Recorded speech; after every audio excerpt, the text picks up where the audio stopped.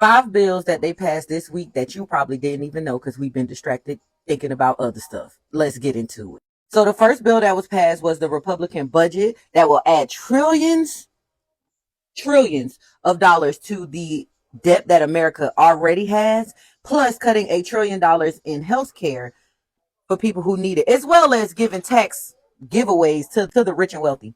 Because why would they possibly need a giveaway?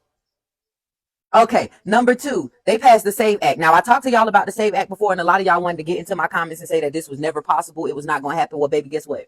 Guess what?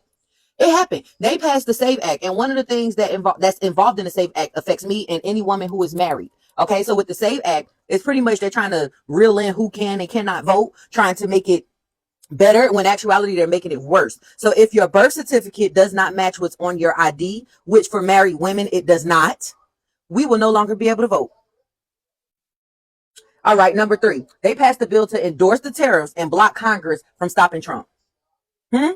They passed a bill to endorse the tariffs. Now, I've been talking about these tariffs all week. These tariffs do not benefit anybody. It don't benefit us. Actually, I'm going to tell y'all what the tariffs do at the end. Matter of fact, I'm not even going to wait till the end to tell y'all what the tariffs do. So because of this war that Trump has started with these tariffs, investors are now pulling out of U.S. bonds. Now, if you don't know what I mean by U.S. bonds, if you know anything about stocks and bonds and the stock markets and stuff like that, and really a lot of people don't know and don't understand that our birth certificates, marriage license, death certificates, all of those things are considered a bond and they get traded, and millionaires trade on us all the time. But there are people who are pulling out of that, which means that America really don't have no money. Like the people that was investing into America, the reason why we were able to get, loans and all of this stuff. Yeah, they pulling out, and it's not really going to be no money to back us. And the consequences of this affects us. It don't affect them. What happens is the interest rate is going to go up. Like if you have a home mortgage, your interest rate will go up. If you have a car loan, your mortgage rate will go up. If you have a personal loan, the interest rate will go up.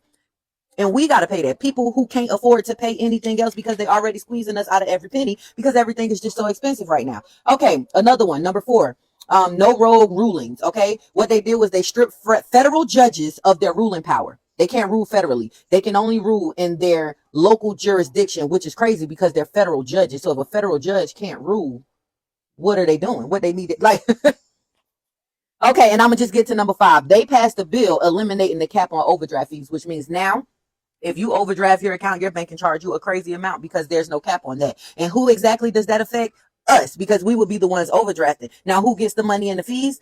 The people who already got a bunch of money. It's a lose-lose situation for the average American. And people are still like, go Trump, go Trump, go Trump. And I'm like, houseway, when you're an average American, if you're not rich, all of this affects you. So how are you still pro-Trump?